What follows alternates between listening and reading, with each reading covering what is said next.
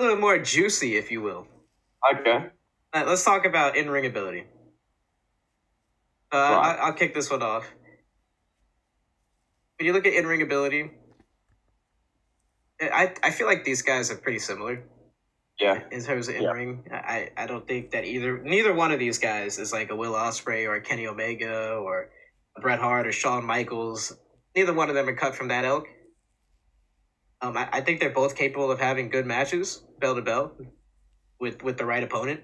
You put Reigns in there with Kevin Owens, it's going to be a good match. You put Cena in there with like an AJ Styles, it's going to be a good match. I think they're both similar in that aspect that they have to rely on a quote work rate competitor to get like a good classic in ring match out of the other. How do you feel, pal? I think that's fair. I think with Cena, particularly, the big narrative for years was that he couldn't wrestle.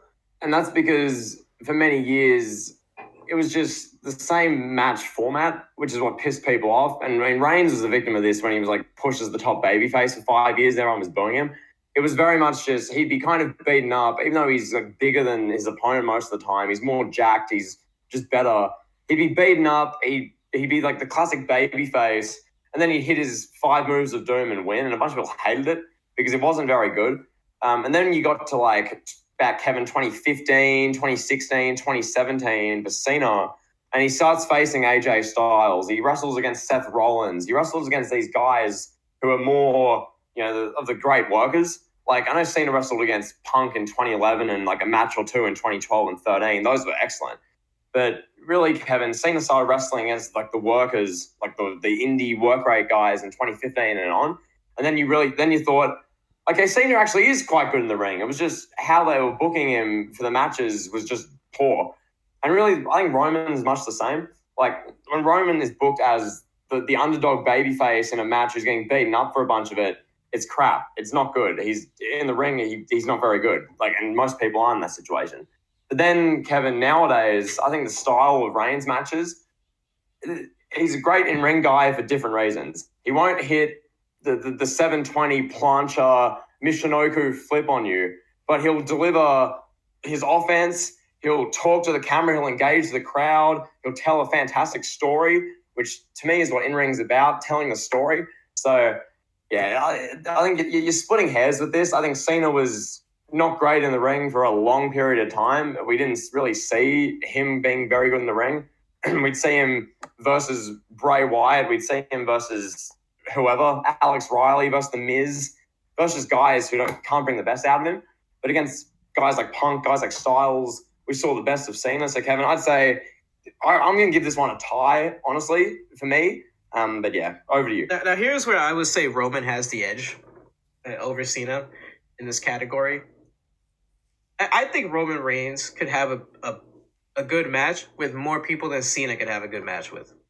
Agreed. You look at Cena and his matches with The Miz, guys like that, they're not good. Now, Cena's not really capable of bringing people up, people that can't wrestle as good as he can. He can't bring them up. He's more stagnant, stays in his style. He's someone that needs, like I said, a guy like Shawn Michaels to bring Cena up to that level. Where I think Roman could take a guy like The Miz, and I think Roman and Miz could have a great match, personally. I think they could have a match that people could buy into, whatever reason, whatever that is, but I think Roman is capable of doing that, where Cena, not so much. But what do you think? I 100% agree with that. And I remember vividly, look back to the late 2020. So Reigns has the stuff with Jey Uso, which it's Jey Uso, right? So at the time, he was a tag team guy. You couldn't tell from his brother. Like, Jey Uso, really, of all people, this is just a random guy. Reigns has 2 basically objective 5-star matches with the guy. These incredible emotional storytelling matches, phenomenal bouts. And then he has a great match against Drew McIntyre, and then a great match against Kevin Owens. And then there was a thing around Royal Rumble time 2 years ago, Kevin, where they're going to do, and they were teasing Roman Reigns versus Adam Pearce. So a guy who hasn't wrestled in years and is literally just some random authority figure on the show, some just random. And I was actually annoyed we didn't get that, because that match would have been legitimately good, because as you're saying, Roman Reigns can get a better match out of just randoms, out of anyone. which I guess from an in-ring standpoint would maybe make it better, I'd say. And after hearing what you just said, I'm now going to give this category to Reigns. I was a bit more neutral, but I mean, that point you make, Roman could get a better match out of random Joe Blow backstage than Cena could. I agree with that, 100%. Right. And now if we're talking like bell-to-bell work rate, I do think Cena is better in that category. Like, I think Cena does better moves. I think Cena has more action-packed, quick-paced matches. I think he's more capable of that. I think Reigns can kind of slip into one-dimensional territory at times. Like he needs to rely heavy on storytelling, like you said, the camera working the crowd. Yeah.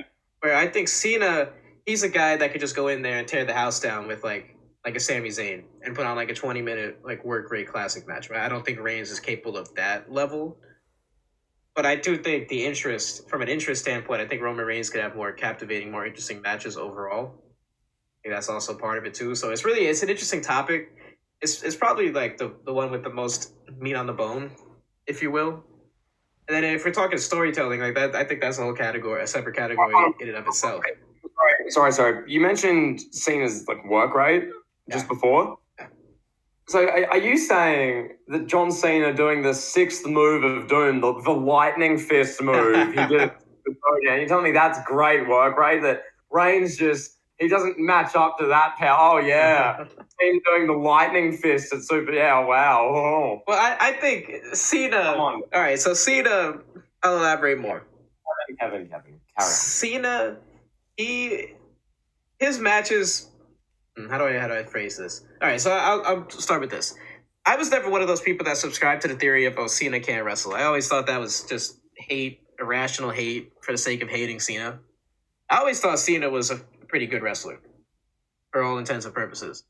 But you look at his matches with like Shawn Michaels, Triple H, guys of that nature, some all-time classics. Even with Batista, you put Jericho in there. Cena had great matches with all those guys. Particularly, I think about that Raw 1 hour classic match he had with Michaels. I think about the WrestleMania 22 match with Triple H. What's the one with Batista? SummerSlam 08. That was really good.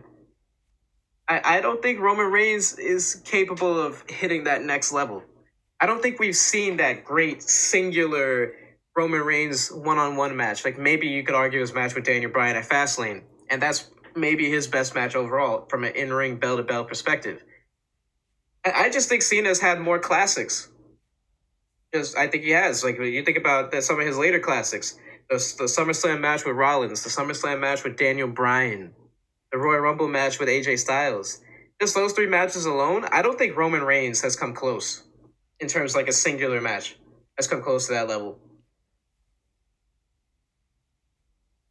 Because those as far as the style of match, those are so different to the ones. Because I could list you Reigns, the matches against Jey Uso, and say that Hell in a Cell match was the best match of Reigns' career. I could say that. And also the Super Show, not Super Show, I'm still thinking about Cena's lightning fist. I'm stuck on that. But you mentioning the Reigns and Daniel Bryan Fastlane match, was that you doing 2015 or 2021? 15. 15, yeah.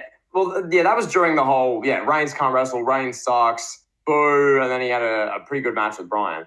That was good objectively, but yeah, I think for like a soul, you need to have one Roman Reigns match, show us, what Roman Reigns is about as an in-ring guy in one match. I'd show you Jey Uso Hell in a Cell.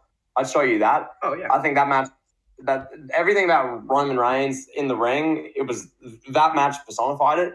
Obviously I don't think that match is as mainstream notoriable as the ones you're listing against a Triple H at WrestleMania or a Shawn Michaels on a big WrestleMania or a Batista at SummerSlam. It doesn't have, I guess, the kind of, the name and the star power of that.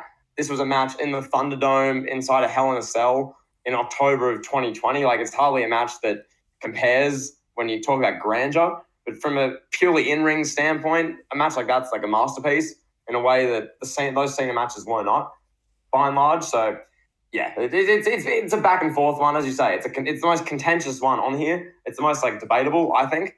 With this, it's a personal preference thing.